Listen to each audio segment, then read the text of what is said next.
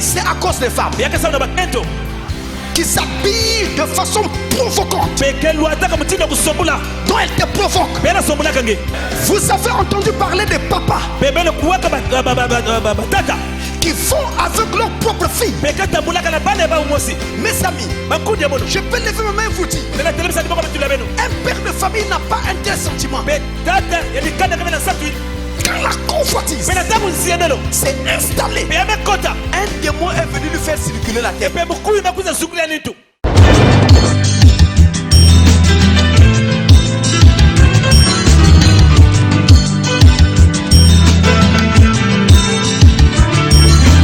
Nous avons compris que sans toi, Seigneur, nous pouvons rien faire dans ce monde.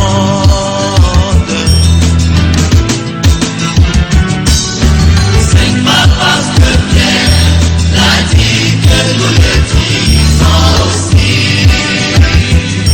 mais cela vient du fond de nos cœurs. Auprès de qui, Seigneur, dirons-nous, c'est toi qui as les paroles de la vie.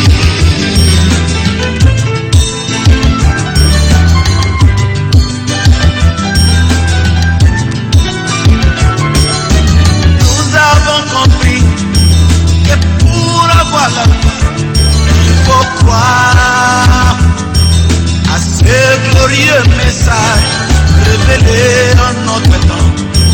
Et ce glorieux message que toi, Jésus, Esprit est là. Notre Père Céleste, nous regardons à toi en ce jour que tu as fait, reconnaissant qu'il n'y a rien de bon en nous-mêmes et reconnaissant que toi seul es saint et juste. Tu es Dieu au-dessus de toutes choses et nous sommes tes créatures. Nous venons à toi sous le sang versé de l'agneau, te recommandons l'étude de ce jour afin que tu bénisses la parole dans chacune de nos âmes. Nous croyons que tu vas le faire car c'est ta promesse d'être au milieu de ton peuple là où 2 ou 3 seront assemblés en ton nom. Alors que nous prions que tu bénisses nos âmes par ta parole, nous remettons aussi Israël à toi au nom de Jésus-Christ. Amen. Amen.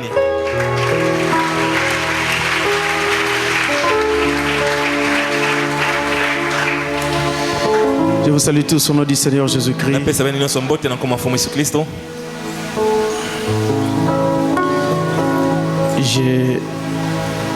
J'ai remarqué que beaucoup sont en train de me poser des questions. Des questions sur la parole. Ça me vient d'ici, de vous. Ça me vient aussi de l'étranger. Il y en a beaucoup. Alors je voudrais dire et à vous et à tous ceux qui sont à l'étranger, quand vous avez envoyé votre question et qu'on n'y a pas répondu immédiatement, cela ne signifie pas que nous avons négligé votre question. C'est juste un problème de temps et nous essayons de faire de notre mieux pour satisfaire tout le monde. Quand nous pouvons répondre directement, alors nous le faisons par un courrier, par un mail, par un SMS, par un message comme ça, ou si je pense que ça pourrait être beaucoup plus avantageux que tout le monde profite de cette question-là. Alors dans ces conditions-là, souvent je garde ces questions pour pouvoir faire une vidéo autour, et lorsqu'elle sera partagée, beaucoup de gens pourront alors tirer profit. Donc ne vous sentez pas dérangé lorsque vous envoyez vos questions et que vous voyez qu'elles n'est pas ou qu'elles ne sont pas répondues immédiatement.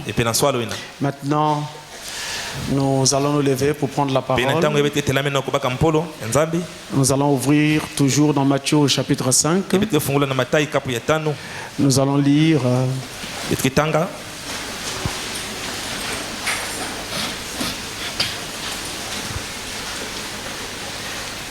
Nous allons lire les versets 25 et 27 et 28. Matthieu chapitre 5, versets 27 et 28. Nous lisons au nom du Seigneur Jésus. Vous avez appris qu'il a été dit: tu ne commettras point d'adultère. Mais moi je vous dis que quiconque regarde une femme pour la convoiter a déjà commis un adultère avec elle dans son cœur. Amen. Amen. Dieu bénisse sa parole. Vous pouvez vous asseoir.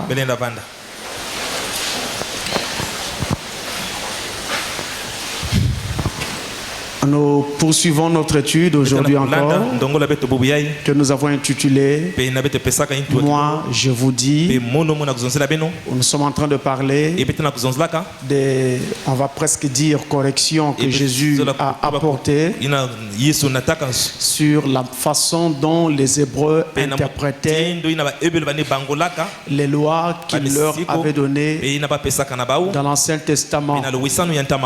Donc il apportait des amendements dans leur façon de comprendre ces commandements-là.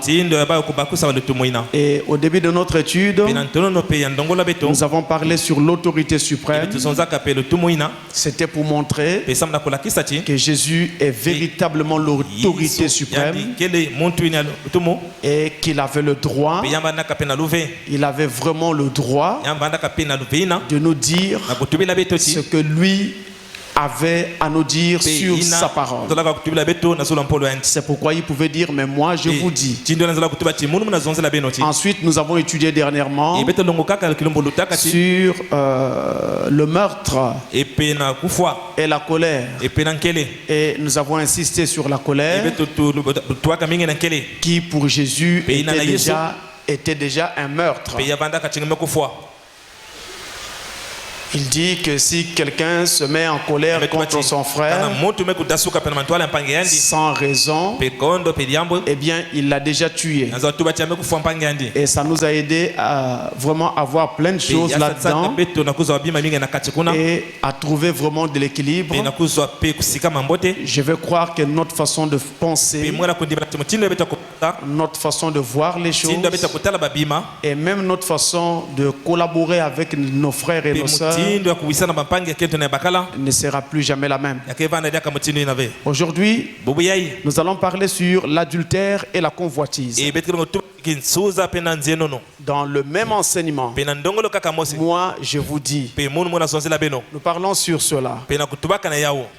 Et comme dans les précédentes leçons, ces paroles que nous lisons ici, Jésus prononçait,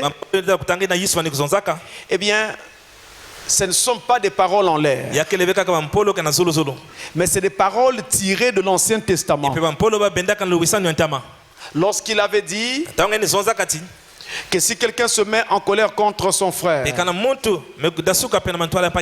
eh bien là, il était en train de se rapprocher ou de s'appuyer sur un passage de l'Ancien Testament où il avait été dit: tu ne tueras point. C'était le 6e commandement. Cette fois-ci, en parlant de l'adultère et de la convoitise, il va encore utiliser un autre passage de l'Ancien Testament. Et il commence par dire: vous avez entendu qu'il a été dit. Autrement dit, vous avez entendu qu'il a été dit aux anciens. Entendez, les anciens Hébreux, nos pères d'autrefois, il leur a été dit: tu ne commettras point d'adultère. Mais moi, je vous dis, pe munu munakuzonzila beno avant même d'avancer avec moi, je vous dis, le passage que Jésus cite, pe masono ke na Yesu na kutangaka c'est un passage de l'Ancien Testament. pe yakele masono kwa luwisano ntama Et on le trouve dans Exode chapitre pe 20, betela kuzwa na buku ya ndukulu pe baka makumizole le verset 14. pe na kitina kumba na ya Exode 20, verset pe buku ya 14. ndukulu Et nous trouvons également ce commandement pe betela kuzwa yaka lutumu ina dans Deutéronome chapitre 5, pe na buku ya Mose 5 kapu ya le verset 18. pe na nzila ya 18. Voilà deux passages pe no tala masono kozole de l'Ancien Testament ya luwisano ntama dans lesquels nous trouvons pe na ina betela kuzwaka cette déclaration de Jésus. pe banzonzolo ya Yesu Vous avez entendu qu'il a été dit, pe no kwa kati bazonzaka tu ne commettras pas pe adultère. ngeke sala avec insuza Eh bien, c'est donc ces passages de l'Ancien Testament. pe ni masono ko pe luwisano ntama Et en regardant ces passages de plus na près, kutalaka pe masono ko na pembeni vous allez tout de suite remarquer pe kuna bene tala mbote ti qu'ils font aussi partie des 10 commandements. pe yakele komi Ils tumo font komi aussi partie du décalogue. pe yakele pe na decalogue Donc, là, on a affaire au 7e pe commandement. awo betme kuma na lutumo ya samwaji Tu ne tueras point. pe ngeke ko fwave C'était le 6e pe commandement. yabandaka misiko pe ya sambanu Tu ne commettras point pe ngeke d'adultère. sala avec insuza C'est le 7e commandement. pe yakele le misiko pe ya sambwaji Le 7e. pe ya sambwaji Je répète, le pe 7e kuna commandement. futukela pe le misiko ya sambwaji Mais avant d'aller plus loin, mes pe amis, tekele beto kwana no ntama wankundi ya mono je voudrais que nous puissions faire un petit retour, pe muzola beto futuka mafioti un petit détour sur le décalogue lui-même. et pe ina metala de pe decalogue ya mosi Il est tellement riche ce pe décalogue. yakele pe mvwa mamike Les gens ne s'y intéressent plus trop, et pe babantu ketala daka ya mboteve sous prétexte que c'est la loi. pe yaza kutuba chakele misiko Mais c'est vraiment riche. pe yakele pe mbote mingi Alors, nous montrions dernièrement yebetani la kisa pe kelombo lutaka que le décalogue est formé de 10 commandements. et pe yakele pe balba misiko kumi Ce sont donc les 10 commandements pe yakele misiko kumi na qui forment ce qu'on appelle le pe décalogue. inaka na kusala yabana decalogue Il est dans la Bible, pe yakele kati nkanda moyo dans l'Ancien Testament en pe na luwisana particulier, ntama pe diaka et il est rappelé à certaines occasions dans le Nouveau pe Testament. kuna bake la diaka luwisana mona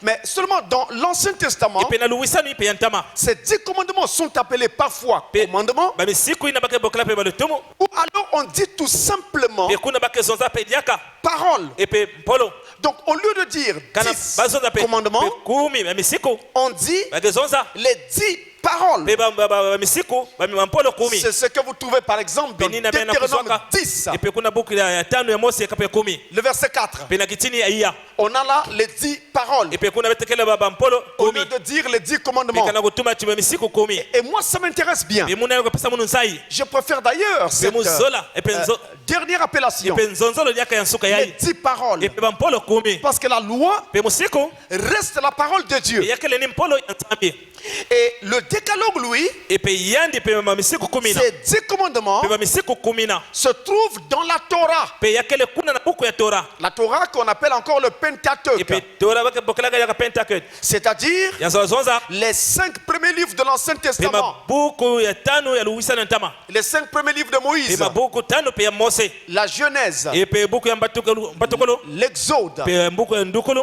Le Lévitique. et pe Levitique Le livre des et pe Nombres. buku ya lutango Et le Deutéronome. et pe na buku ya tano ya Mose Ce sont ces 5 yake livres-là mabuku nyonso tano ina qui forment la Torah. pe inaka na kusala pe Torah Et c'est dans cette Torah pe na kati ya pe buku ya que Torah nous trouvons notre Pentateuque. pe betana kutala yaka Pentagon na Ou beto plutôt notre et pe décalogue. decalogue na beto Maintenant, pe na ntangu yai il y a une chose qui m'amène à revenir comme ça sur le pe décalogue. yake na kima Mose na kusala mufutuka yaka na yawo En rapport avec le sujet de pe ce ina na jour. kufanana pe na jambu ya bubu yai Remarquez une chose. pe beno tala jambu Mose J'ai dit, pe muzonza kati et j'y reviens, et pe me futukila yaka que le décalogue, et pe decalogue ce n'est rien d'autre que l'ensemble formé par les 10 pe commandements. yakele kaka ba misiko pe kumi na ba kaka Est-ce que tout le monde me suit bien? pe nyos bande za landa muno mote Seulement quand le décalogue s'ouvre, pe na ntangu misiko kumi na fungukaka ou si vous voulez, pe kana meno zola yaka quand les 10 commandements s'ouvrent, pe na ntango pe misiko kumi fungukaka ils s'ouvrent par le premier commandement pe yana funga pe na misiko ya ntete et ils se referment naturellement par le 10e pe commandement. yaka na kukangama pe na misiko pe ya kumi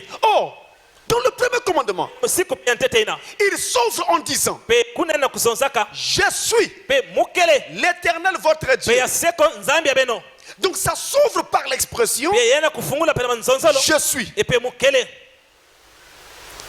Et quand le décalogue pe na ntango pe decalogue se referme au 10e pe commandement, kana kukangama pe na misiko ya kumi il se referme par l'expression, pe yake na kukangama pe na nzonzolo ton prochain. et pe nkundi yange Alors, Dans le premier cas, là où il dit je suis, c'est le premier commandement. Vous avez Exode 20, verset 2. C'est là qu'il se présente comme étant le je suis. Et dans le dernier commandement, là où il se présente en disant ton prochain, nous sommes dans Exode 20, le verset 17. Alors je reviens. Les 10 commandements s'ouvrent par les paroles je suis. Et les 10 commandements se referment par les paroles ton prochain. Et donc du coup nous pouvons former une phrase pour dire je suis ton prochain. Amen. En d'autres termes, tout au long des 10 commandements, Dieu ne nous donne pas là des lois qui vont ennuyer notre vie. Mais il établit là ce qu'on appelle une morale, un éthique. Et cette morale est bâtie sur ces deux expressions. Je suis ton prochain. Dans la loi, vous avez des paroles comme tu ne tueras pas, tu ne voleras pas, tu ne convoiteras pas ce qui appartient à ton prochain. Et tout ce qu'on peut citer, vous verrez que toute la loi va se résumer par ces deux expressions. C'est-à-dire, si tu es mon prochain, si je suis ton prochain, alors moi, en tant que ton frère, toi, en tant que mon prochain, je n'ai pas à prendre ce qui est à toi. Parce que tu es mon prochain. Les 10 commandements se résument par ces expressions-là. Et d'ailleurs, on a posé la question à Jésus. Quel est le plus grand de tous les commandements? Allons, lisons et écoutons Jésus parler. Dans Matthieu 22, Jésus va répondre à cette question.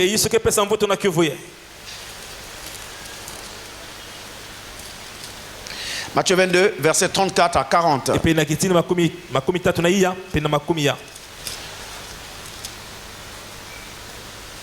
34 à 40. Les pharisiens, ayant appris qu'il avait réduit au silence les Sadducéens, se rassemblèrent. Et l'un d'eux, docteur de la loi, lui fit cette question pour l'éprouver. Maître, quel est le plus grand commandement de la loi?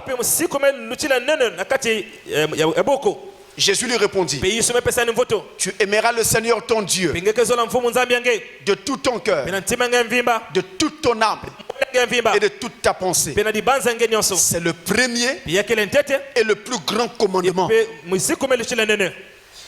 Vous me suivez? Voici le second qui lui est semblable. Tu aimeras ton prochain comme toi-même.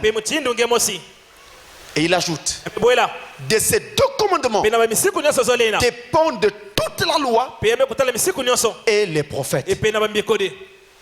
Toute la loi et les prophètes. Ça dépend de ces deux commandements. Tu aimeras le Seigneur ton Dieu et tu aimeras aussi celui que Dieu a créé comme toi, ton prochain. Voilà les commandements les plus importants. Mais remarquez que aimer son prochain, Jésus met ce commandement sur le même plan que celui d'aimer Dieu. Il dit voici le second qui lui est semblable. Tu aimeras ton prochain comme toi-même. Si tu aimes ton prochain, tu ne peux pas voler ce qui lui appartient. Si tu aimes ton prochain, tu ne peux pas le tuer. Mais quand on tue, c'est qu'on n'aime pas. où on n'aime plus. Et donc la haine a pris place. Mais quand on aime, on veut le bien de l'autre. Et si quelqu'un vous a fait du mal et que vous, en retour dans votre cœur, vous lui souhaitez un malheur, vous avez un mauvais esprit. Frère Branham nous a dit quoi dernièrement? Peu importe ce que quelqu'un vous a fait, au nom du Seigneur, pardonnez-vous. Amen. Donc un chrétien né de nouveau ne peut pas se réjouir du mal qui arrive à quelqu'un d'autre, même si quelqu'un d'autre est son ennemi. Il ne peut pas se réjouir. Il va pleurer parce que c'est son prochain. Même si ton ennemi n'a pas les mêmes dispositions que toi, mais toi tu dois avoir les dispositions que voici, parce que notre Dieu est amour. La Bible dit Dieu est amour, et que celui qui dit qu'il a connu Dieu doit être habité par cet amour. Donc les paroles du genre, je ne peux plus lui parler, je ne peux pas, ça ne doit pas exister. Je sais que c'est dur, mais nous n'avons pas de choix. Je sais que c'est sévère, mais nous n'avons pas où aller. Nous sommes comme Pierre qui avait dit ce jour-là à Jésus: à qui d'autre irons-nous? C'est toi qui as les paroles de la vie éternelle. Et cette éthique, donc cette morale, a produit ce que Frère Branham a appelé le 11e commandement. Le 11e commandement, ce n'est pas un commandement sur les 10 commandements. Mais le 11e commandement, c'est l'âme des 10 commandements. C'est la base des 10 commandements. C'est la morale sur laquelle est bâti les 10 commandements. Sont bâtis les 10 commandements. Cette morale-là, c'est l'amour. Si tu aimes ton prochain, tu ne lui voleras pas. Si tu aimes ton prochain, tu ne l'insulteras pas. Si tu aimes ton prochain, tu ne feras rien seulement parce que tu veux lui faire mal. C'est-à-dire que si jamais une chose comme ça arrivait, ça sera une erreur, mais pas parce que vraiment tu veux lui faire mal. C'est la base des 10 commandements. Et cette base-là, ça s'appelle le 11e commandement. Je répète, ce n'est pas un commandement sur les 10, mais c'est l'âme des 10 commandements. C'est la base des 10 commandements contenus dans les commandements eux-mêmes. C'est le 11e commandement, l'amour. Et cet amour est orienté vers Dieu et aussi vers son prochain. Frères bien-aimés, sur la terre, les choses sont faites de façon que vous ne puissiez pas toujours être content et heureux tout le temps. Il y a toujours des choses qui viennent pour vous contrarier, pour vous déranger. Et vous savez que c'est la spécialité de Satan. Mais quand ces choses viennent, ne sortez pas du terrain de l'amour. Restez sur ce terrain-là. Et quand vous sentez que la haine commence à gagner votre cœur, allez prier. Dites à Dieu: je n'arrive plus à aimer tel frère, je n'arrive plus à aimer telle sœur, aide-moi. Et vous verrez que chaque fois que vous prierez comme ça, l'amour reviendra. Chaque fois, ça reviendra toujours. Parce que là, on a affaire à quelqu'un qui a compris le principe. Nous n'avons pas besoin, ici sur la terre, et pendant ce séjour, de nous maudire les uns les autres. Chacun dans son coin en train de maudire celui-là, en train de maudire celui là-bas. Je vous ai dit que cet évangile de la haine ne conduira nulle part. Même dans nos familles, ça doit être la même chose. Maintenant vous me direz, pasteur, c'est très difficile de rester en communion avec les membres de sa famille. Enfin, je vais parler surtout de la famille élargie. Chez nous en Afrique, c'est assez difficile. Il y a toujours des problèmes. Des problèmes de sorcellerie. Non, la nièce d'un tel, le neveu de, la petite soeur du petit frère de la grand-mère de... Toujours des problèmes. Mais la Bible dit ceci. Restez en paix avec tout le monde. Tant que cela dépend de vous. C'est-à-dire que quand ça ne dépend pas de vous, quand ça ne dépend plus de vous, vous n'y pouvez rien. Quelqu'un ne veut plus vous saluer. Quelqu'un ne veut plus traiter avec vous.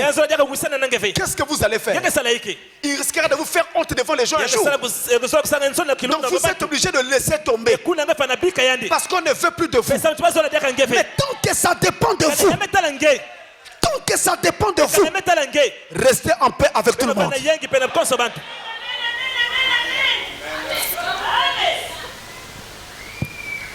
Le commandement sur lequel Jésus parle donc ici, c'est donc le 7e commandement. Ce commandement traite de l'adultère. J'y reviens. Exode 20, verset 14. Et il est écrit, tu ne commettras point d'adultère. C'est ce qui est écrit dans ce passage. Pour mieux saisir ce que Jésus essaie ou va essayer de nous dire, il nous est important de saisir aussi, et même en premier lieu, de quoi il est question quand on parle d'adultère. Alors là, il y a deux visions particulières. Il y a la vision de l'Ancien Testament et il y a la vision du Nouveau Testament sur l'adultère. Donc quand vous avancez avec ces choses, soyez équilibrés et essayez de découvrir le registre dans lequel vous êtes. Est-ce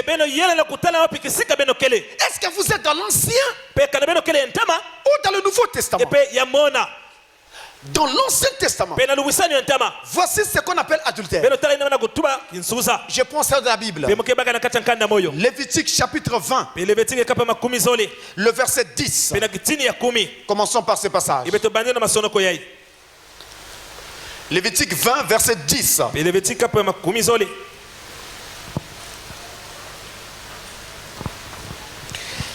Si un homme commet un adultère avec une femme mariée, s'il commet un adultère avec la femme de son prochain, l'homme et la femme adultère seront punis de mort. Première vision. Si l'homme commet adultère avec une femme mariée, et pour expliquer, il dit la femme de son prochain. C'est là qu'intervient le prochain.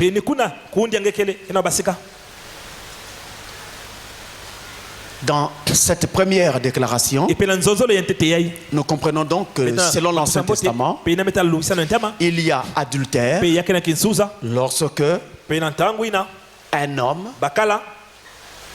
a commerce avec une femme mariée. Si il n'y a pas commerce avec une femme mariée, on ne parle pas d'adultère du point de vue de l'Ancien Testament. il faut que la femme mise en cause soit une femme mariée. S'il n'est pas marié, ce n'est pas un adultère. Il faut qu'elle soit mariée. Autre chose. Nous allons dans Deutéronome. Le chapitre 22. Deutéronome 22. Le verset 23 et 24. 23 et 24, il est dit: si une jeune fille vierge est fiancée et qu'un homme la rencontre dans la ville et couche avec elle, vous les amènerez tous deux à la porte de la ville, vous les lapiderez et ils mourront, la jeune fille pour n'avoir pas crié dans la ville et l'homme pour avoir déshonoré la femme de son prochain. Tu ôteras ainsi le mal du milieu de toi. Le prochain revient toujours. Mais cette fois-ci, on parle d'adultère lorsqu'il y a commerce entre un homme et une jeune fille fiancée. Donc du point de vue de l'Ancien Testament, nous avons adultère dans deux cas. Du moins jusqu'ici. D'abord, lorsqu'il y a commerce entre un homme et une femme mariée. Ensuite, lorsqu'il y a commerce entre un homme et une jeune fille fiancée, là on dit qu'il y a adultère.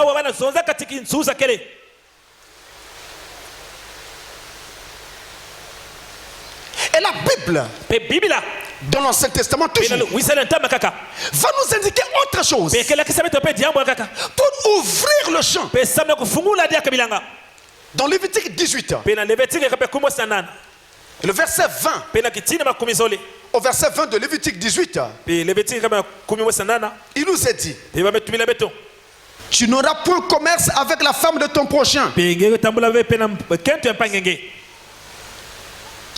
pour te souiller avec elle.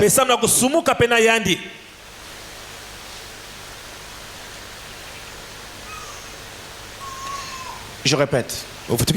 Tu n'auras point commerce avec la femme de ton prochain pour te souiller avec elle. Nous avons ici un cas un peu plus élargi où on dit et on considère qu'il y a adultère lorsque une femme mariée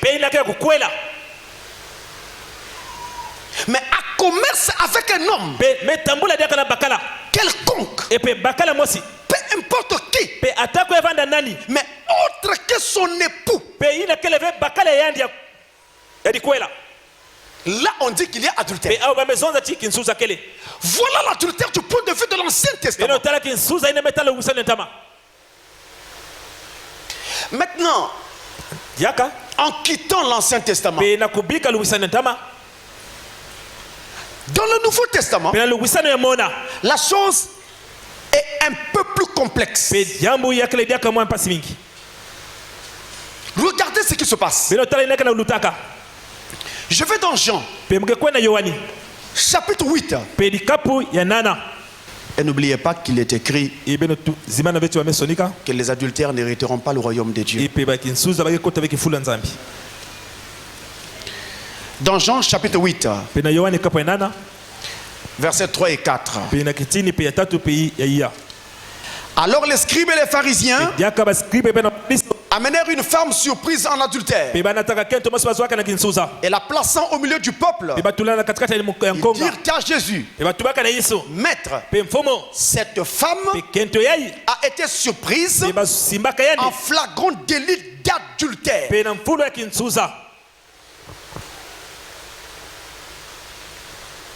Vous connaissez cette histoire, mais j'ai fait exprès de lire l'histoire afin de rendre la chose plus vivante à votre esprit. Parce que certainement que vous n'aviez jamais vu sous cette histoire, sous l'angle sous lequel vous allez la voir maintenant. Les pharisiens amènent une femme vers Jésus et disent à Jésus, nous avons surpris cette femme en train de commettre adultère. La loi nous dit qu'on doit la lapider. Toi tu dis quoi? Il y avait beaucoup de choses qui n'allaient pas.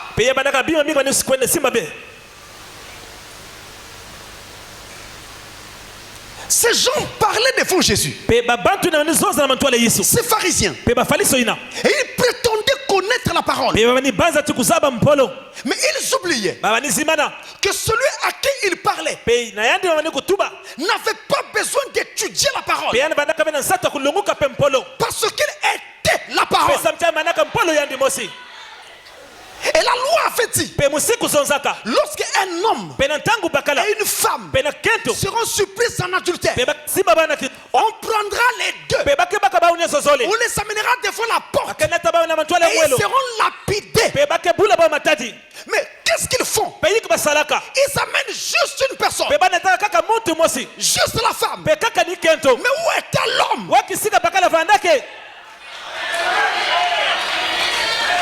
qui avait commis adultère avec cette femme? C'était leur frère. C'était un ami à eux. C'était un pharisien. Ils ont épargné leur frère. Ils ont dit on condamne cette femme. On va voir ce que Jésus fera. Mais il était la parole. Amen. Il a découvert l'erreur. Il dit je veux bien juger, mais là je ne peux pas, parce que vous avez brisé votre propre loi. Où est l'homme? Amenez-moi aussi l'homme. Comment puis-je condamner la femme? Mais celui qui a fait adultère avec elle n'est pas là.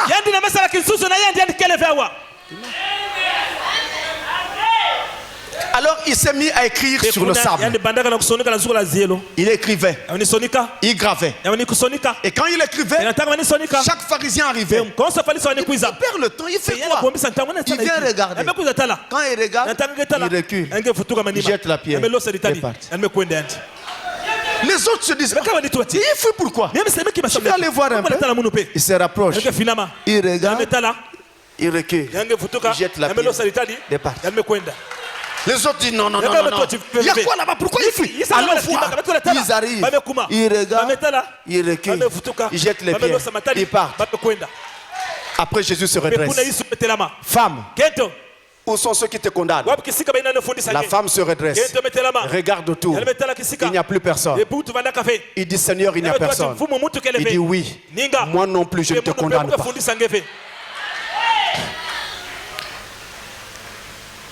Quand il venait regarder au sol, Jésus qui écrivait sur du sable, sur la terre. Rappelez-vous qu'il est écrit que tu as poussière et tu répartiras la poussière. Il était en train d'écrire les péchés qu'eux-mêmes avaient commis dans leur vie. Et quand chacun venait voir, il voyait son péché s'enfouir. C'est pour cette raison que Jésus leur avait dit que celui d'entre vous qui croit être sans péché, qu'il jette la première pierre sur cette femme. Nous n'avons pas besoin de nous jeter des pierres. Toi tu es un pécheur, toi tu es un païen, toi tu es ceci. Non, les chrétiens ne parlent pas comme ça.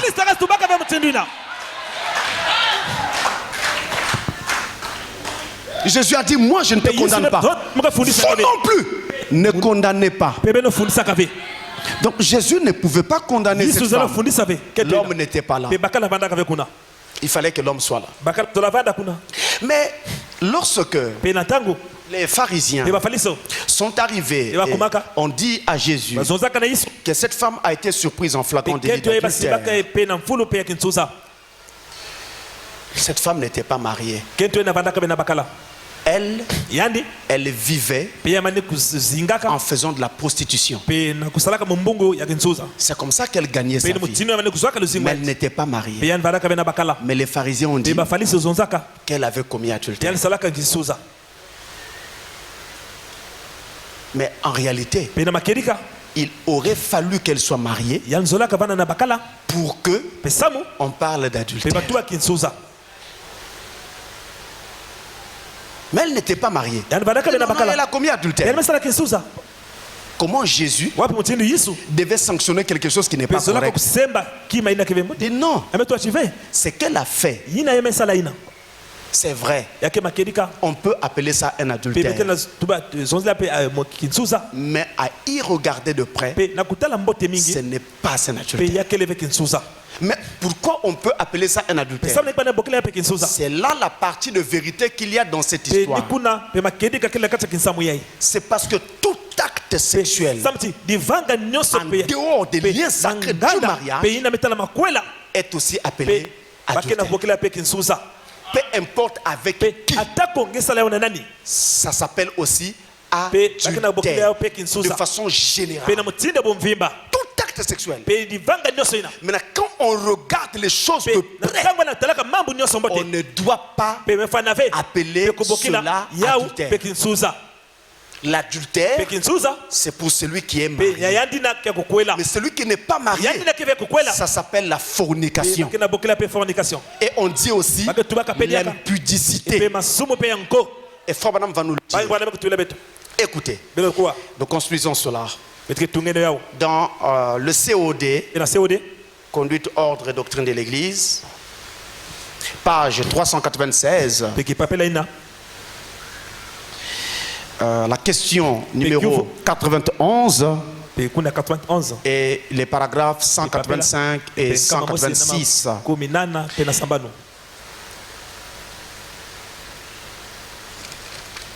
Écoutez ce qu'il dit. Il dit ceci. On lui pose la question. Frère Bill, quelle différence y a-t-il entre la fornication et l'adultère? Ensuite, on a cité Matthieu 19, verset 19. Frère Branham répond. Jésus a dit dans Matthieu 19, verset 9.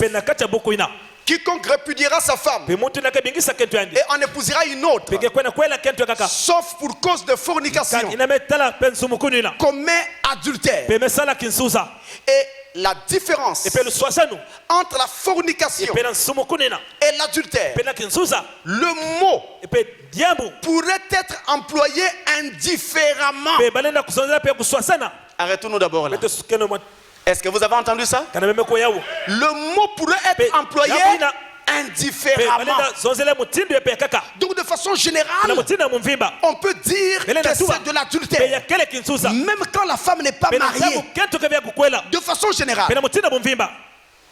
Et même quand la femme est mariée, on peut aussi parler de fornication dans le sens où il s'agit de vie impure. Dans ce sens-là. Mais ce n'est pas précis. Maintenant, pour être précis, voici ce qu'on dit. Il continue. La différence entre la fornication et l'adultère. Le mot pourrait être employé différemment. Être employé indifféremment. Mais pour bien préciser le sens de ces propos, là, c'est qu'une femme qui n'est pas mariée ne peut pas commettre un adultère parce qu'elle n'a pas de mari à l'égard duquel commettre un adultère. Dans son cas, c'est de l'impureté. Si elle a fait ça, il faut qu'elle le confesse à son mari avant qu'il se marie. Sinon, si son mari le découvre plus tard, il a le droit de la répudier parce qu'elle a fait un faux serment. En anglais, on dit un faux vœu. C'est ce qui est écrit dans la brochure anglaise. En effet, la Bible dit soyez assurés, ou plutôt la formule rituelle dit, le rituel que nous utilisons lors des mariages. Soyez assurés, c'est ce que j'ai dans la mienne, que pour tout couple uni autrement que l'autorise la parole de Dieu, le mariage n'est pas valide. J'exigerai et vous sommerai tous deux, comme vous devrez certainement en répondre au jour du jugement, alors que les secrets de tous les cœurs seront dévoilés. Si l'un de vous deux connaît un obstacle à ce que vous soyez unis par les saints liens du mariage, confessez-le maintenant. Voilà, c'est ça. Voyez, donc la fornication, c'est quand une jeune fille vit dans l'impureté. Ça, c'est de la fornication, parce qu'elle n'a pas de mari. Mais une fois qu'elle est mariée, alors quand elle fait comme ça, elle commet un adultère à l'égard de son mari. Est-ce que c'est clair maintenant? Voilà la lumière sur la question.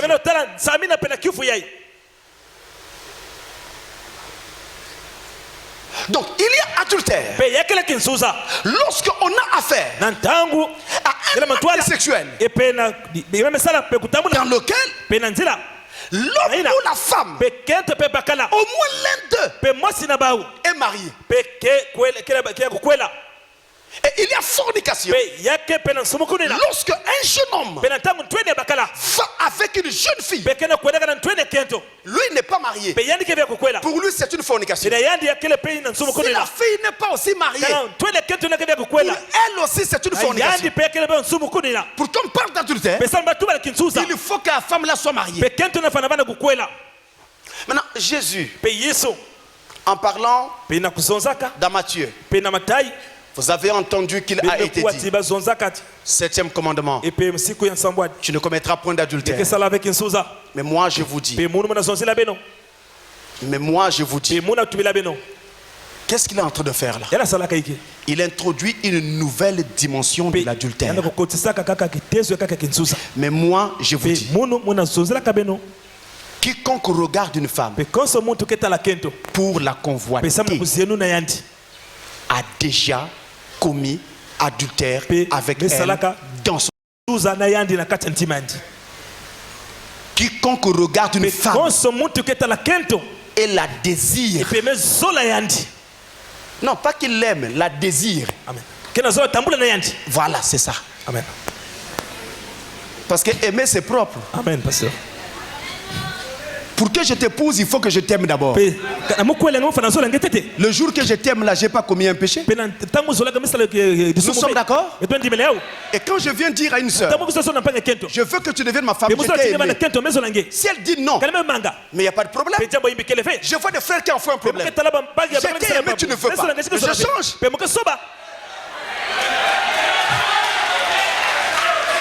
C'est moi qui vais dépenser mon argent pour t'épouser. Toi, tu ne veux pas. Pas de problème. On change. Or, les frères, dès que la soeur dit non, ils sont renversés. Il y en a qui ne mangent plus. J'ai vu un qui est tombé évanoui. Le quartier s'est agité. Un tel est mort. Je vous dis vrai, je ne m'amuse pas. Non, un tel est mort. Moi, je connaissais le problème. Je leur dis non, c'est pas grave.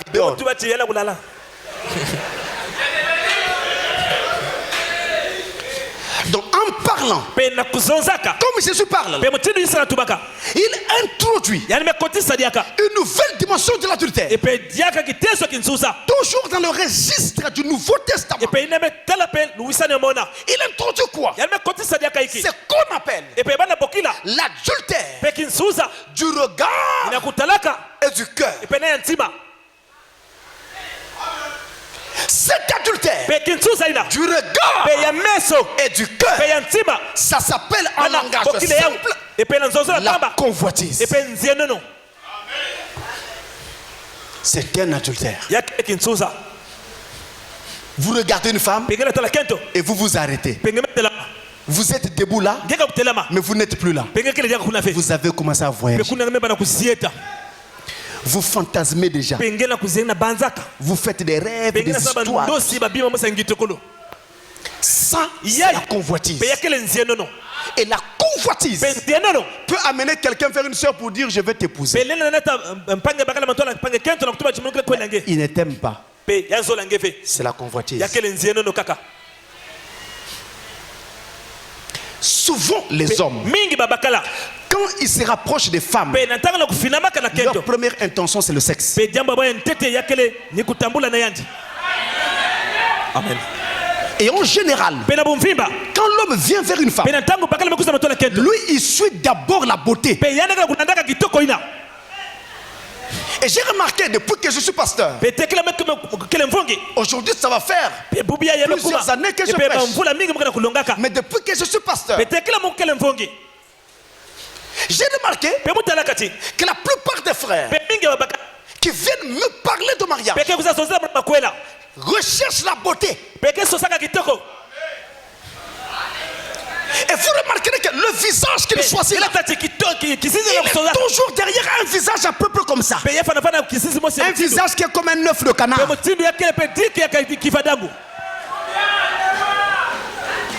Il dit, parce que moi c'est la soeur là que j'aime. Il tente là-bas. La soeur dit non. Lui ne me convient pas. Quand je le regarde là, pardonnez-moi, je vous dis la vérité. Même si les soeurs ne disent pas ça, mais c'est ça la réalité. Quand je le regarde là, celui-là ne me convient pas. C'est pas ce genre d'homme là qui peut tenir une femme comme moi. Tu seras tenu par une brouette.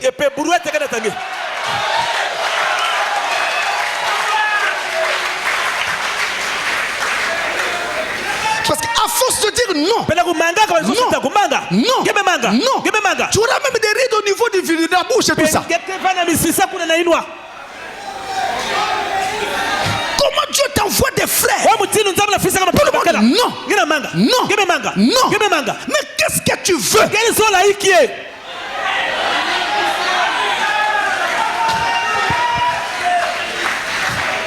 On ne peut pas toujours avoir ce qu'on veut.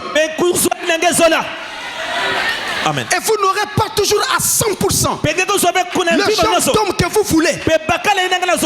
Vous n'aurez pas toujours à 100% le genre de femme que vous voulez. Il y a des compromis à faire. Et il y a même parfois un travail à faire. Il y a des gens. Pardonnez-moi, frère.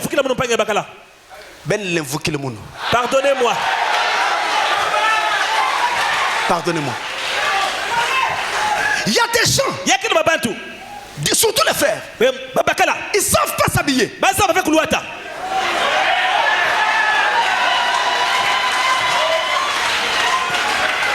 Surtout ceux qui sont des ouvriers là. Quand il vient à l'église, c'est comme s'il va au chantier. Après,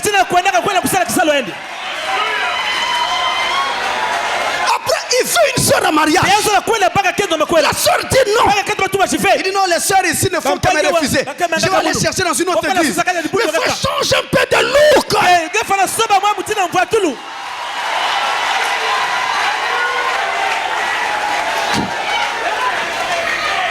Donc toutes ces choses vont ensemble.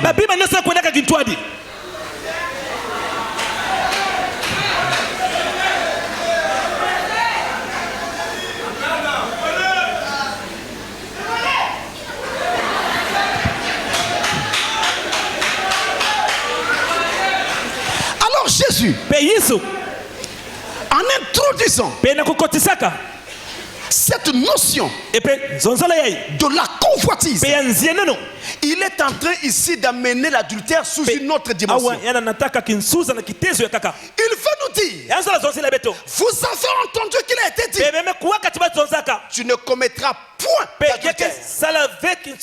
Mais moi je vous dis, faites plutôt attention à la chose qui amène l'adultère.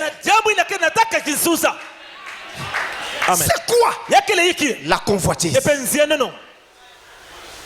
La convoitise engendrera l'adultère. Jacques chapitre 1 Jacques 1, du verset 13 au verset 15, nous montre que lorsque les gens sont tentés,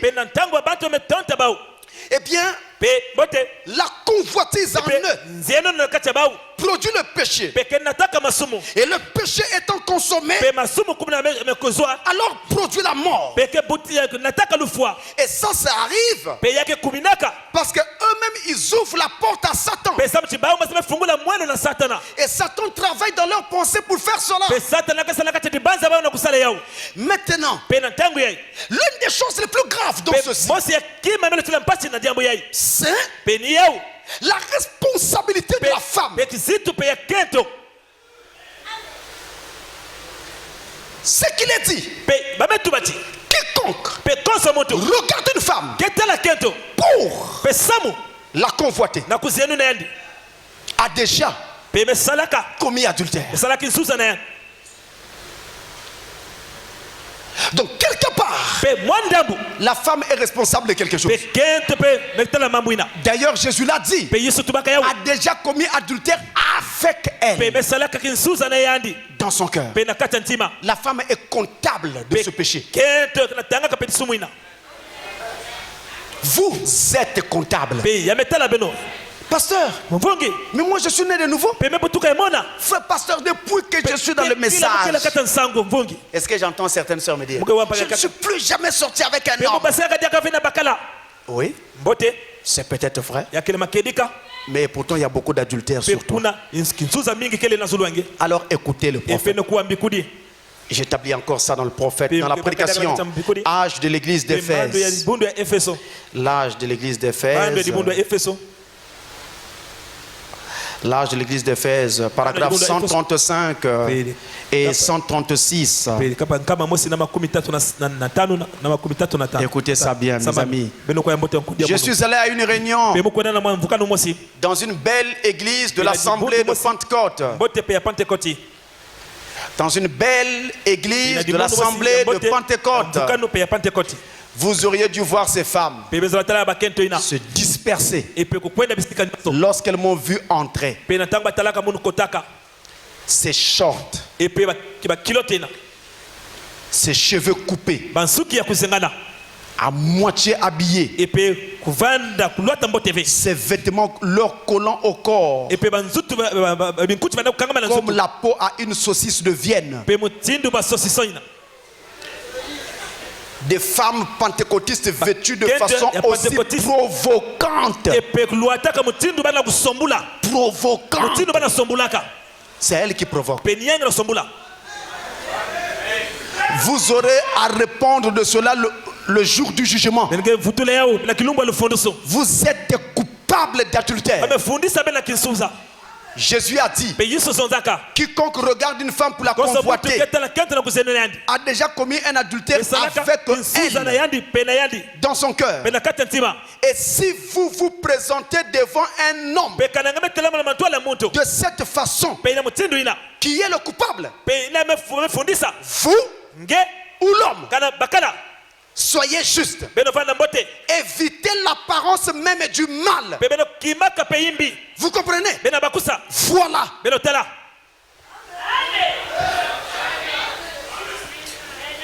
En d'autres termes encore, si nous avons tant d'adultères dans le pays, c'est à cause des femmes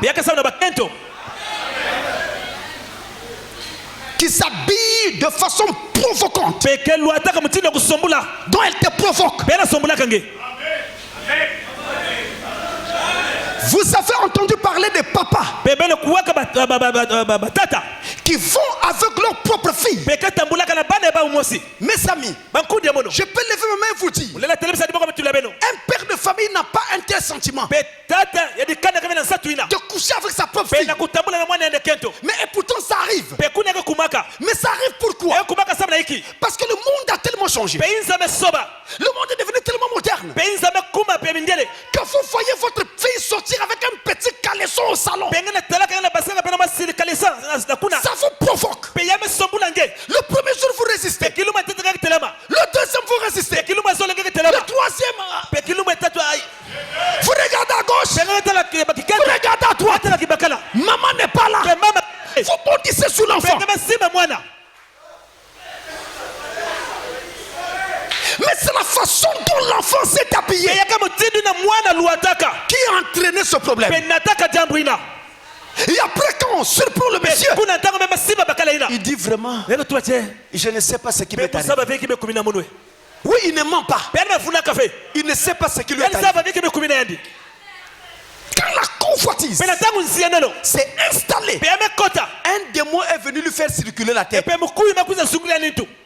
Il n'était plus en lui quand l'acte s'est fait. Si vous ne me comprenez pas, tenez. La Bible parle du monstre marin. On l'appelle encore le Léviathan. Le monstre marin. Ça, c'est le langage de la Bible. Pour utiliser le langage de la science, c'est le crocodile. Maintenant, ce crocodile ou ce Léviathan, la Bible utilise cet animal pour imager Satan, pour personnifier ou typifier Satan. Mais quand un crocodile demande à n'importe qui, il va vous dire, attrape sa proie. La première chose que le crocodile doit faire, dès qu'il t'a attrapé, surtout s'il est dans l'eau, il doit se mettre à tourner plusieurs fois sur lui-même. Il tourne plusieurs fois sur lui-même. Et à un moment donné, vous serez perdu. Vous serez étourdi. Vous savez que l'être humain, par exemple, nous, on ne peut pas se mettre à tourner comme ça pendant longtemps. À un moment donné, tu vas perdre l'équilibre. Mais c'est ce que le Léviathan nous fait. Lui, il tourne sur lui-même. Et quand il est en train de tourner sur lui-même, il te fait tourner aussi. Il accélère. À un moment donné, quand tu es perdu, alors il le relâche. Il peut maintenant t'avaler. C'est pourquoi ne soyez pas étonnés que quelqu'un vous dise, je ne sais pas ce qui m'est arrivé. Parce qu'à cet instant-là, sa tête a circulé.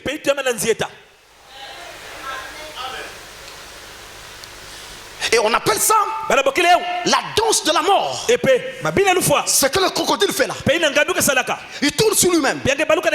Donc théoriquement,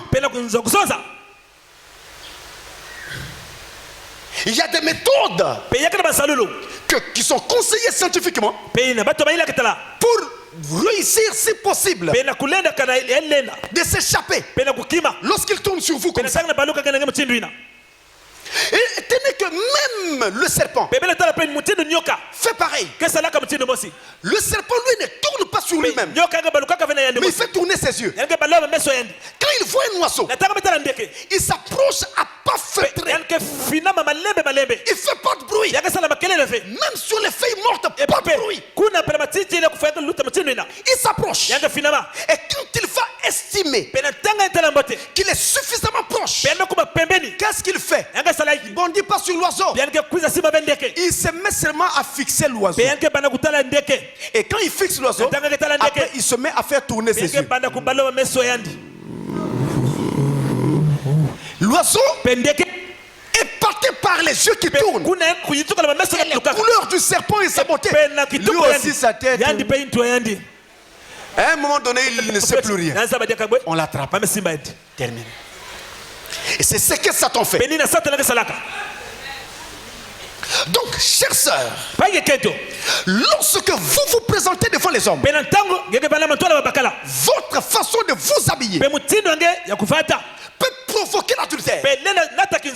Et il est possible que vous n'alliez pas jusqu'à sortir avec cet homme qui vous a convoité. Et je sais que vous ne le faites pas. Mais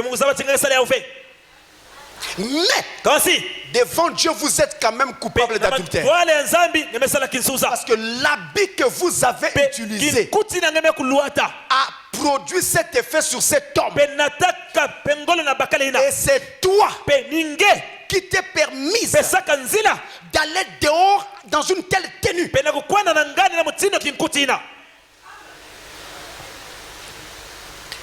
Frère bien-aimé, c'est devenu terrible. Amen.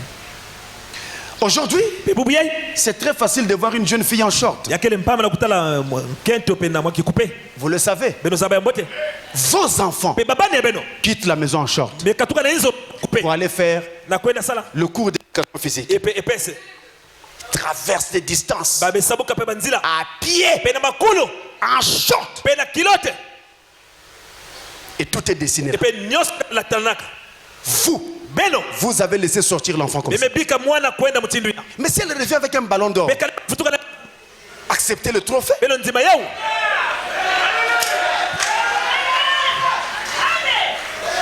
Et si votre fils, vous reviendrez aussi avec une bottine d'or, félicitez-le. Parce qu'il y en a qui ne mettent pas au monde. Lui, au moins, il a pu aller là-bas, ça marche. On lui donne une bottine d'or. Chers amis, la façon de nous habiller là. Si votre fille a cours d'éducation physique, mais qu'elle s'habille d'abord normalement, ensuite elle va où elle va faire son cours. Mais pas traverser toute la ville en short. Ça, ce sont des pratiques qu'on trouve partout en Occident. Mais nous ne sommes pas l'Occident. Non seulement que nous sommes africains, chez nous ça ne marche pas. Mais en même temps nous sommes chrétiens. Dans le christianisme ça ne marche pas. Une fille de Dieu n'expose pas son corps comme ça devant les gens. Les shorts, les cheveux coupés comme un homme. Je reviens un instant sur les shorts. Short en anglais, parce que c'est un mot tiré de l'anglais, ça signifie court. Quelque chose qui est court. N'entendez pas par short rien que les petites culottes avec lesquelles vos filles vont faire l'éducation physique. Mais tout ce qui est court, oh, que se passe-t-il? J'ai constaté que dans Soleil Couchant Tabernacle, les jupes des sœurs sont devenues trop courtes.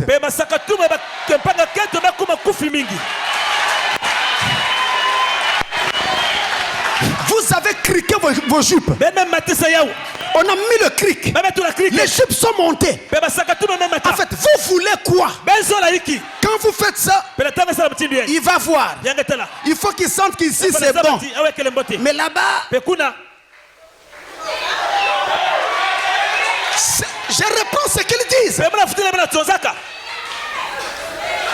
Comment une fille de Dieu peut s'habiller avec une tenue de ce genre? Une jupe qui ne dépasse pas les genoux. Une robe qui ne dépasse pas les genoux. Ce n'est pas chrétien. Je répète, ce n'est pas chrétien. Et si tu es chrétienne, même si tu as une jupe comme ça maintenant, tu dois dire Amen. Sauf si tu as donné ton âme à Satan. Mais les filles de Dieu appartiennent à Jésus-Christ. Elles diront Amen à toute la parole de Dieu. Alléluia. Rallongez vos jupes. Rallongez vos jupes.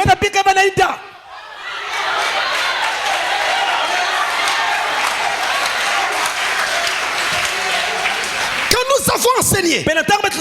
Vous montrons les photos de la famille Branham. Nous n'avons jamais dit qu'il fallait les porter des mini-jupes. Toi, tu as 30 ans. Tu as 40 ans. Tu portes une jupe d'une fille de 8 ans. Et tu viens ici en tantinant.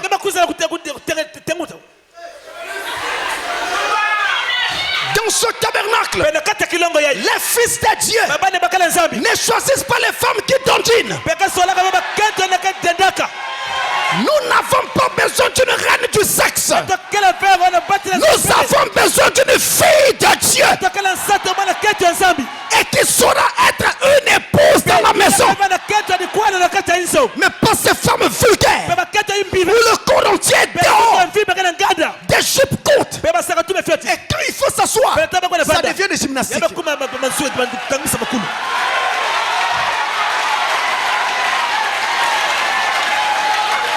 Mais si tu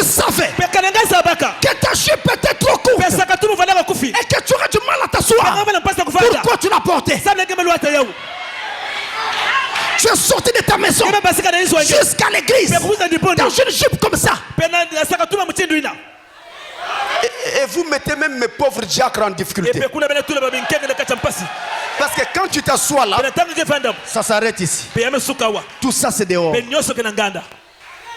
Et non seulement ça, on commence à voir un peu plus loin. Le diacre passe, il est en train de surveiller le culte. Vous mettez le diacre en difficulté. Vous pensez que le diacre n'est pas un homme? C'est d'abord un homme. Avant tout, c'est d'abord un homme. Donc ne les mettez pas en difficulté pour rien. Vous serez les premiers à dire tel diacre a fait. Attention, messieurs les diacres, je n'ai pas dit allez essayer.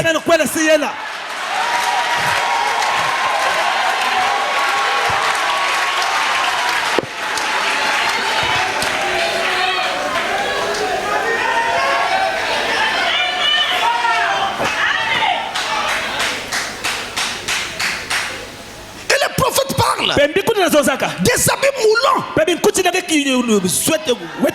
insiste, il dit je n'aime pas ce genre de tenue qui moule la femme comme un saucisson. Donc là ça devient comme un saucisson. Ça dessine ses sous-vêtements. C'est ça l'habillement d'aujourd'hui. Donc quand elle est là, elle voit que tous son sous-vêtements sont dessinés. Les filles de Dieu ne font pas ça. Les filles de Dieu ne font pas ça. C'est un esprit corrompu. Et je crois que si vous êtes une fille de Dieu, allez ouvrir vos habits là pour que ça soit un peu ample et que vous puissiez bien suffire dans vos habits.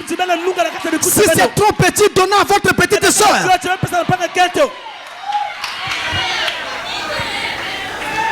Habits moulants.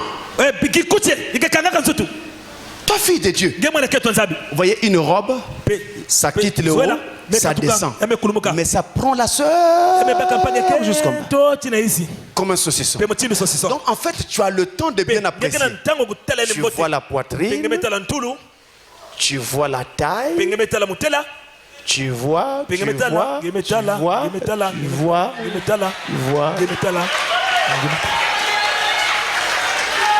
Maintenant, tu peux faire ton choix. C'est ça l'esprit. Un sale esprit. Un esprit démoniaque. Et les enfants de Dieu n'ont pas un tel esprit. Amen. Mes frères, ne quittons pas ce chemin. La main sur le cœur, je vous le dis, ne le faites pas. J'étais en Afrique du Sud récemment. Ce que j'ai vu, c'est terrible. Je préfère vivre dans cette pauvreté dans laquelle nous sommes. Je suis rentré dans un supermarché. J'ai vu une grosse maman. Frère,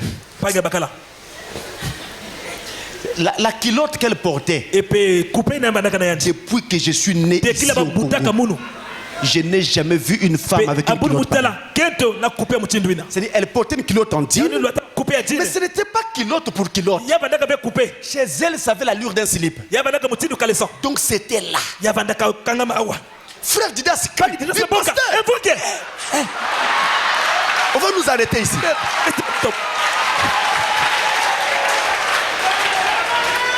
Je le dis, on va nous arrêter ici. C'est leur façon de vivre. On roule. Le frère Didas crie. Qu'est-ce qu'il a vu? Deux hommes qui s'embrassent en pleine rue. En pleine rue. Il dit, mais j'ai dit nos frères, on va nous arrêter. On rentre d'abord.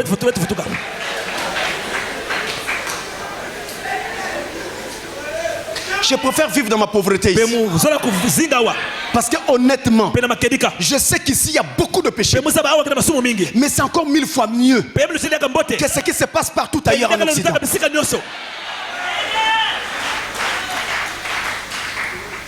La convoitise. Et maintenant, il y a une chose sur laquelle Satan est en train de nous faire beaucoup de mal. Et je ne comprends pas comment les enfants de Dieu n'ont pas pu discerner cet esprit. Aujourd'hui, sur toute l'étendue du territoire, qu'est-ce que nous constatons? Les femmes mettent maintenant des robes complètement transparentes. Même les sœurs en Christ. C'est-à-dire, si elle se tient là devant toi, vous voyez tout. Comme si vous étiez devant la vitrine d'un magasin, en train d'apprécier des objets à acheter. Toi, fille de Dieu, tu mets une robe qui va laisser voir tes sous-vêtements, qui va mettre ton corps dehors, et tu es conscient que la robe là est transparente, mais tu la mets quand même. Alors soit tu es devenu folle et tu ne sais même pas que tu es folle, soit un esprit de démon t'a saisi, mais tu ne t'en rends même pas compte. On ne devrait pas. Vous pensez que pour qu'un frère vous aime, vous devez tout lui montrer? C'est Dieu qui guide ses enfants. Regardez, quand un enfant de Dieu doit se marier, si ce frère est un véritable fils de Dieu, la femme qu'il va épouser, eh bien c'est Dieu qui va lui donner. Et Dieu veillera à faire qu'il donne à sa femme, à son enfant, sa propre fille, pour leur faciliter la vie. C'est comme ça que Dieu fait. Toi, tu n'es pas encore fille de Dieu. Tu n'es pas encore né de nouveau. Comment veux-tu que Dieu te donne son fils? Autre chose, quand un homme vient vers toi, il y a quelque chose qui l'attire. Ça peut être la façon dont tu t'es habillé, comme tu as mis ton corps dehors, on voit tout. Lui, ça l'a intéressé. Il vient parce qu'il veut manger ça tout de suite. D'accord. Mais il ne vient pas parce qu'il t'aime. Il y a une différence entre aimer une personne et aimer ses formes. C'est deux choses différentes. Vous devez faire la différence entre ces choses. Donc le sérieux voudrait qu'on se couvre correctement. Frère, je parle aux papas qui sont ici. Imaginez que votre fils vous disait, papa, je veux me marier. Et que vous lui disiez, amène-moi la fille, je vais quand même la voir. La fille arrive le premier jour. Elle s'assoit devant le beau-père. Le beau-père vient s'asseoir. Sa bouche s'ouvre.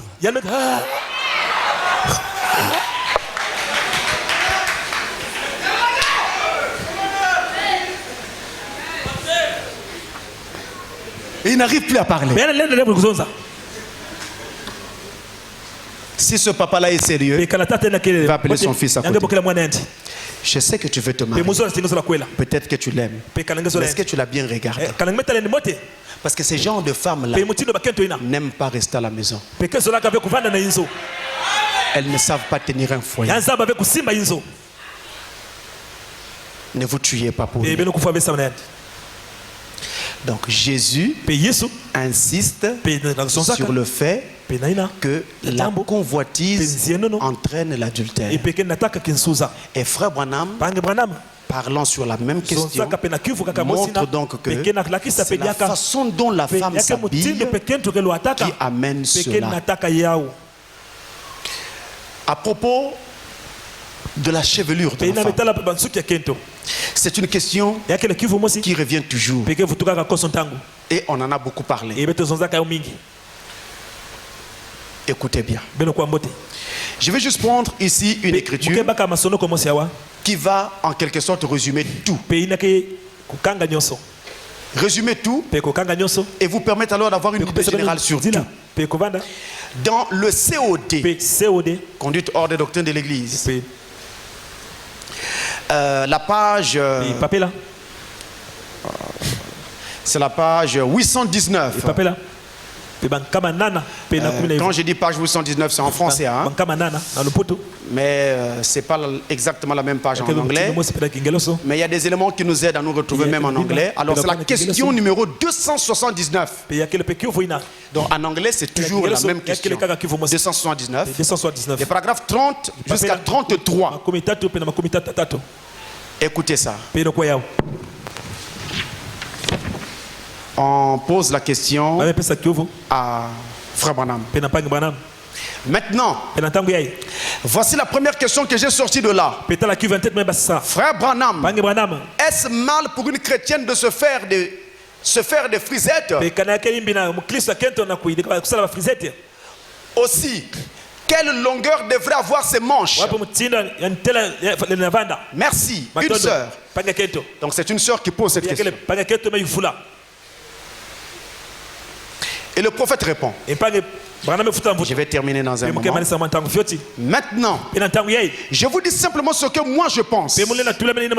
Parce que je n'ai pas de passage de l'écriture pour appuyer mes dires. Je n'ai pas de passage. Je ne peux pas appuyer. La seule chose que j'ai pour les dames à propos de leurs cheveux, c'est de ne pas les couper. C'est quoi? La seule chose, ne pas les couper. Comment elles veulent les porter, c'est leur affaire. Et à propos des frisettes, en fait, je ne sais pas ce que c'est. À moins que ce soit ces bidules qui ressemblent à des pinces à linge qu'elles se mettent dans les cheveux. C'est à peu près tout ce que j'en sais. Et quant à la longueur de manche, quelle longueur doit avoir vos manches? Je pense qu'étant une chrétienne, Dieu vous dira ce qu'il faut faire à propos de ces choses. Vous voyez, je crois qu'en tant que chrétien, vous devriez savoir comment il faut faire. Je ne pense pas que Dieu exige une certaine longueur ou quoi que ce soit. Tant que vous êtes décente et que vous avez l'air distingué et propre, je pense que c'est un ordre. Pas vous. Voyez, maintenant, c'est simplement mon opinion. Ceci, c'est moi. Vous voyez, c'est que je ne peux rien appuyer d'autre sur l'écriture.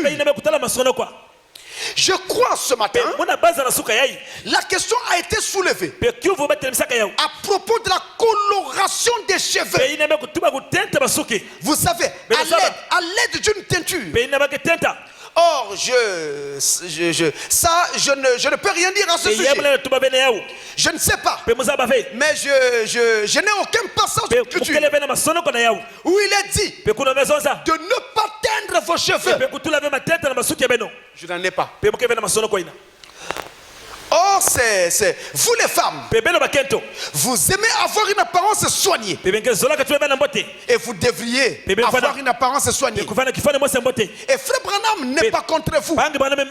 Mes enfants, vous êtes mes enfants. Je vous aime. Et je ne veux pas avoir à vous réprimander sévèrement. Je ne le ferai pour rien au monde.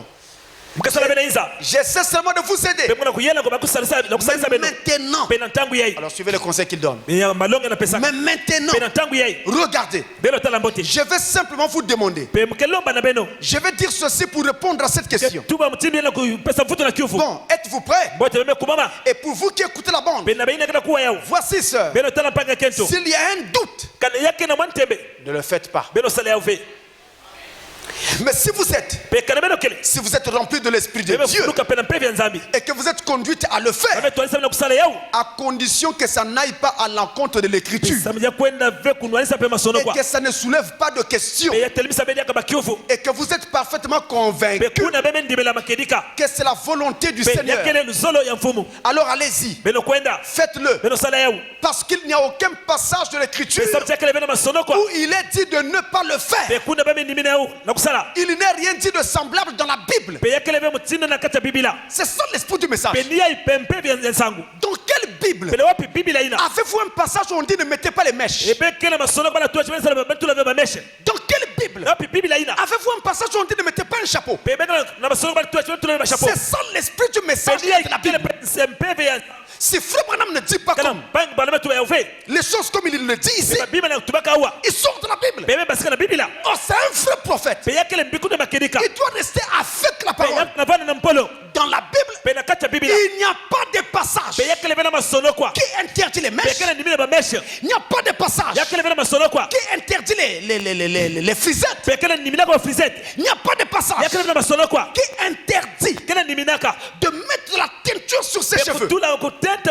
Il n'y en a pas. Mais le prophète dit, si vous pensez que vous devez le faire, alors soyez sûr qu'il n'y a pas de problème là-dedans. Dans votre cœur, il n'y a pas de questions, il n'y a pas de doutes, il n'y a pas d'hésitation. Soyez sûr. Mais il y a un autre passage du prophète où il dit la teinture sur les cheveux. Même si nous n'avons pas de passage biblique, mais les premières personnes qui ont commencé à faire ça au départ, c'était des païens. Et c'était une coutume païenne. Je ne suis pas en train de voir une chrétienne imiter des coutumes païennes. Si vous n'avez pas de longs cheveux et que vous voulez vous rallonger les cheveux, il n'y a pas de problème. Vous allez dans le sens même de l'écriture. Mais gardez la couleur qui corresponde à la couleur de vos cheveux naturels. Ce serait mieux comme ça. Pas qu'aujourd'hui, on te voit avec une tête verte, demain une tête orangée, après demain une tête rouge. Ça sera saleté. Nous n'avons pas besoin d'agir ainsi. Même les coiffures là, veillez à ce que ça vous garde propre. Et non pas que quand on te voit, on a l'impression que il y a un concert qui va bientôt commencer. Un concert musical qui va commencer. Parce que tu es exactement comme font les stars, avec une tête en broussaille. Une tête en broussaille. Vous avez l'impression que cette sœur-là était internée dans un asile psychiatrique et qu'elle s'est échappée. La tête est en broussaille. Non, c'est plus sérieux de parler avec quelqu'un dont la tête aussi est sérieuse. Vous regardez sa tête, tout est sérieux. Sa coiffure est sérieuse, normale. Il n'y a pas d'extravagance.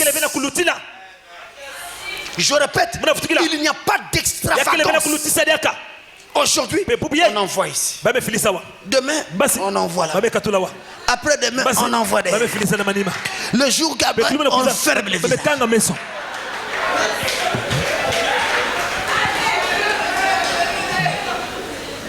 Et quand vous marchez, vous devez ouvrir pour voir. Pourquoi? Facilitez-vous la vie. Il y a déjà trop de choses pour lesquelles on doit combattre. Facilitez-vous la vie.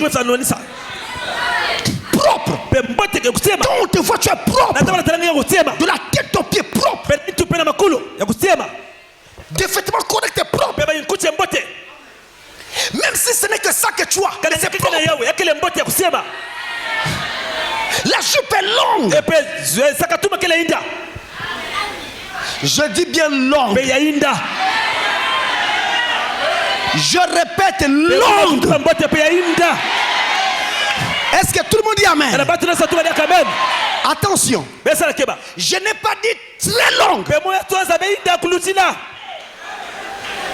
C'est ça le problème que nous avons eu dans le message. Vous avez une fille de 8 ans. Mais quand vous voyez la petite de 8 ans, vous devez penser que c'est une vieille de 60 ans mais qui ne grandit pas. Sa jupe descend jusqu'aux chevilles. Ça touche le sol. Ça traîne toutes les poubelles.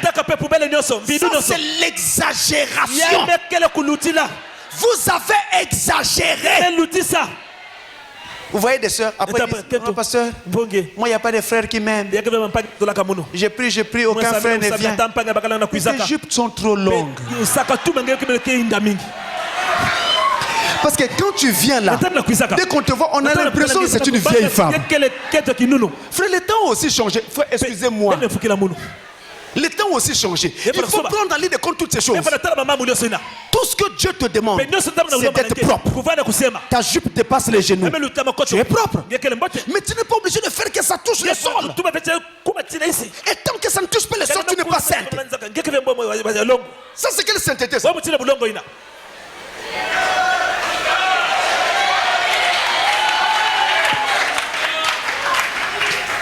Il y a même des sœurs, quand elles mettent leur jupe là, on ne voit plus les pieds. On ne voit plus les pieds. Les pieds sont dans la jupe. Vous avez l'impression que c'est une marionnette qui se déplace. C'est quoi ces histoires? Aucun frère ne m'aime. Aucun frère ne vient. Mais on ne voit pas tes pieds. On ne voit rien. On ne sait même pas si tu as des pieds ou pas. Comment on va aimer quelqu'un comme ça?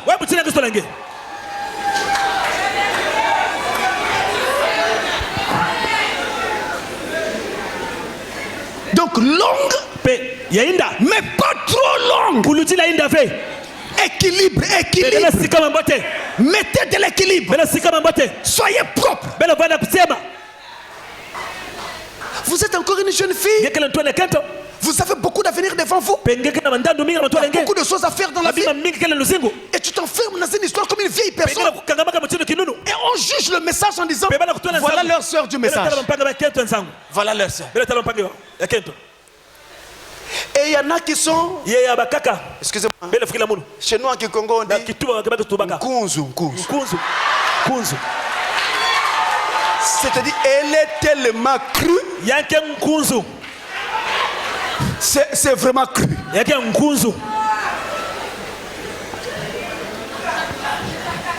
Elle se lave seulement avec l'eau. Pas de savon. Pas de savonnette. Le parfum c'est un péché.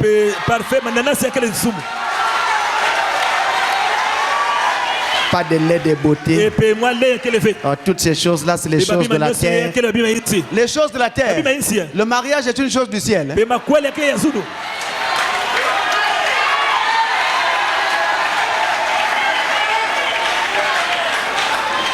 Toi, tu veux te marier. Tu vas aller prendre une femme crue comme ça. Il y a même des sœurs qui ne comprennent pas. Elles se sont mariées avec leur mari. Normalement, tout était bien là. Après un moment, le mari s'est détaché. Il est toujours là, mais il n'est plus de cœur avec elle. Parce que il trouve que cette femme-là, dès qu'elle a eu son mariage, elle est devenue tellement pieuse qu'elle est devenue crue. Plus rien. Pommade. Pour lait de beauté, c'est que la parole de Dieu t'interdit. Ce sont ces genres de lait de beauté qui enlèvent la peau, qui contiennent des substances qui changent la couleur de la peau. Mais il n'y a aucun mal que d'utiliser une pommade qui entretient ta peau. Il n'y a aucun mal d'utiliser un parfum pour que tu sentes bon. Même le souverain sacrificateur, rentrant dans les lieux très saints, utilisait le parfum de la rose de Saron. Ce qu'on va peut-être t'interdire, ce sont ces parfums qui sentent trop fort. En tout cas, même vous-même, quand vous sentez l'odeur tellement forte que ça c'est pour les prostituées, c'est pour autre chose. Vous connaissez, pour autre chose. C'est trop fort. C'est-à-dire que si elle passe ici, même 30 minutes après, l'odeur reste. De sorte que le pécheur qui a été frappé par elle peut retrouver sa piste par l'odeur. Nous, on n'a pas besoin de ça. Mais il y a des parfums qui sont tout à fait normaux qu'on peut utiliser. Et ça sera très bien. Tu n'as pas besoin de te parer d'une façon satanique ou païenne. Maintenant, tu es propre. Tu es propre. Il y a des sœurs ici. Elles ont des vestes. Complètes tout. Elles ne portent jamais. Quand elles viennent ici, toujours simple. Parce qu'on avait dit qu'il faut être simple et modeste. Mais après l'enlèvement, qui va porter la veste?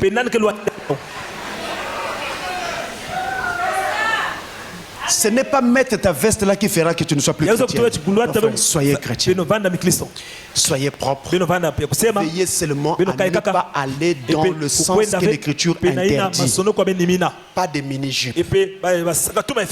Voyez-vous, pas des choses que la parole de Dieu interdit comme les vernis à ongles. Nous ne faisons pas ça. Les brillants à lèvres. Hein? Les chrétiennes, sachant que le message condamne les rouges à lèvres, maintenant elles utilisent les brillants. C'est la même chose qu'un rouge à lèvres. C'est aussi un péché. Ce sont ces choses-là que nous ne prenons pas. Donc nous restons naturels dans ce sens-là, mais nous sommes propres. Comme je vois mes soeurs qui sont devant la propre. C'est tout. Mais ne soyez pas aussi trop crus. Voyez, par exemple, vous dites à une soeur, il faut que tu aies une montre. Des choses comme les montres là. Mais tu es quel genre de personne toi? Dans un âge comme celui-ci, une montre. Il n'y a pas de mal à cela. Tu peux même choisir le type de bracelet. Et mettre un bracelet en cuir si tu ne veux pas avoir quelque chose qui brille.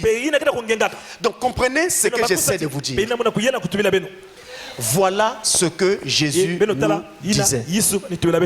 Il insistait sur la racine du mal, la convoitise, qui amène ce problème. Si on avait un peu plus de temps, j'aurais pu encore vous dire qu'au-delà de tout ça, l'adultère le plus affreux, c'est l'adultère spirituel. C'est-à-dire la croyance en des fausses doctrines. C'est ça l'adultère le plus affreux. Et c'est pour cette raison que les dénominations ont été rejetées. C'est aussi pour cette raison que l'adultère a été placé au 7e commandement. 7e commandement. Je répète, le 7e commandement. C'était pour cette raison.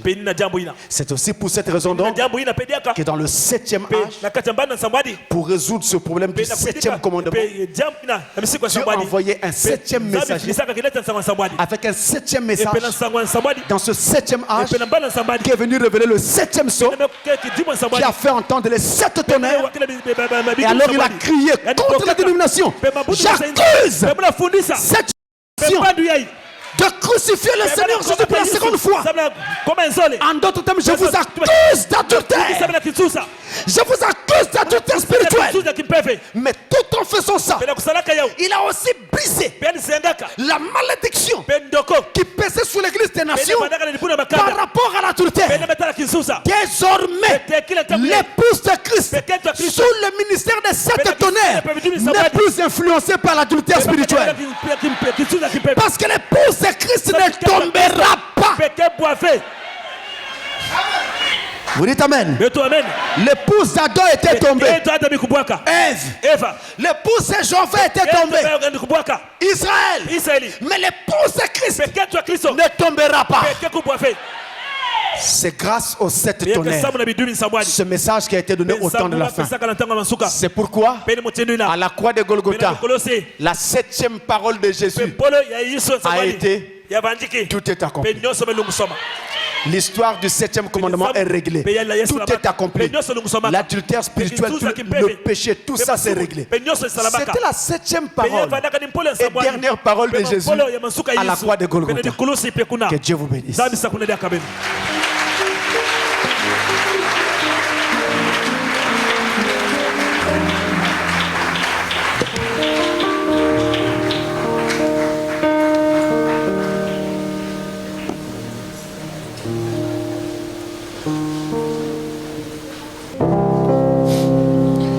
La Bible dit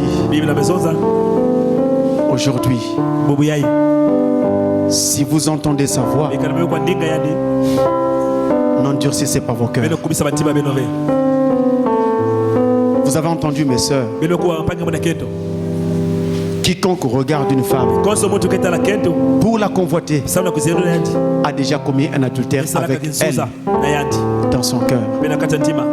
Frère Branham a dit, c'est cette femme-là qui s'est présentée d'une façon provocante et qui a donc produit cette convoitise. Elle sera donc coupable et comptable de ce péché, de cet adultère, même si elle n'a pas fait l'acte. Mais rien que ça, elle va répondre de cela devant Dieu. Et l'homme aussi, pour convoitise et pour adultère, répondra devant Dieu. Ne laissez pas passer cette occasion que Dieu vous donne pour corriger toutes choses, pour jeter les jupes courtes, pour jeter les robes transparentes, pour mettre de l'ordre dans votre vie. Ne laissez pas passer cette occasion. On m'a demandé ici, comment peut-on appeler un acte sexuel entre deux personnes fiancées? Eh bien, cet acte-là est simplement une impudicité. C'est une fornication. C'est une impureté. Simplement parce qu'ils ne sont pas encore mariés. C'est une impureté. Et ensuite, ils sont engagés tous les deux. L'acte est tout simplement une impureté. Mais comme je l'ai dit entre-temps, en utilisant l'expression de façon générale, ça peut aussi s'appeler adultère. Alors que chacun se remette à Dieu en prière.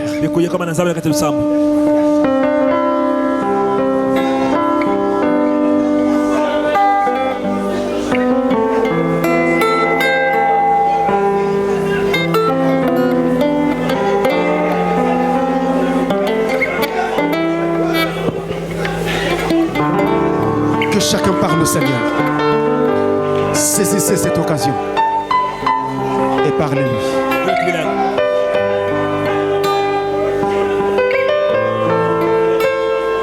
N'oubliez pas, aujourd'hui, si vous entendez sa voix, n'endurcissez pas vos cœurs. Aujourd'hui, Dieu d'Abraham, Dieu d'Isaac, Dieu d'Israël. Il est écrit dans les Saintes Écritures, quiconque a entendu le Père et a reçu son enseignement, viens à toi, Seigneur. Et ce matin, nous sommes venus, chacun avec son fardeau. C'est au pied de ta croix que nous avons la solution, Seigneur. C'est pourquoi, oh Dieu, tu as jugé bon, au travers de ta parole, de nous instruire, de nous éclairer et de permettre que nous puissions encore avoir plus de force pour marcher dans ce tâche mauvais, Seigneur. Nous regardons simplement toi, parce qu'il est écrit dans cette écriture, béni soit celui qui se confie en l'Éternel.